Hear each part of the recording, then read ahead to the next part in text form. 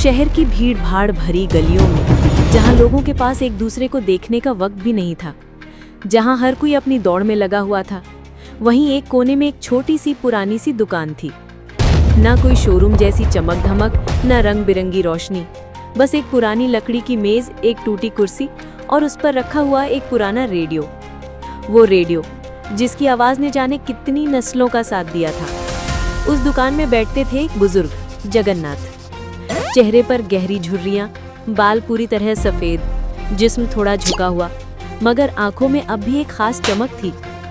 हर सुबह वो आहिस्तगी से दुकान खोलते, रेडियो साफ करते और फिर बड़े प्यार से ऑन कर देते, जैसे किसी पुराने दोस्त को जगा रहे हों। रेडियो से निकलती आवाज़ें, कभी पुराने गाने, कभी खबरें, कभी शायरी।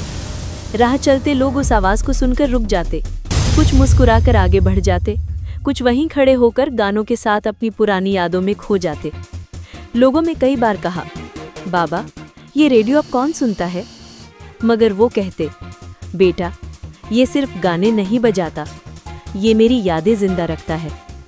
ये मेरी जवानी की कहानियां हैं, मेरी बीवी की पसंदीदा धुनें, मेरे बच्चों की हंसी, ये सब अभी तक जिंदा है इसी रेडियो में। आहिस्ता आहिस्ता वो दुकान और जगन्नाथ का रेडियो पूरे इलाके की पहचान बन गया। चाहे लोग कितनी ही जल्दी में हो, मगर उस दुकान के सामने से गुजरते वक्त 2 मिनट के लिए ज़रूर रुकते। कोई अपनी माँ को याद करता, कोई अपने बचपन को और कोई अपने पुराने दोस्त को। जगन्नाथ के लिए वो रेडियो सिर्फ एक मशीन नहीं था, वो उनका साथी था। वक्त ने उनके बाल सफ़ेद कर दिए, चेहरे पर झुर्रियाँ डाल दी, मगर वो रेडियो अब भी उनके लिए उम्मीद की किरण था। उनकी आंखों की चमक देखकर लगता था जैसे वो कह रहे हों, जिंदगी आगे बढ़ती रहती है, लेकिन यादें ही इंसान को जिंदा रखती हैं। कहते हैं ना, हर चमक दमक में सुकून नहीं होता, असल सुकून तो अक्सर उन पुरानी चीज़ों में छुपा होता है जो हमारी यादों से जुड़ी होती है।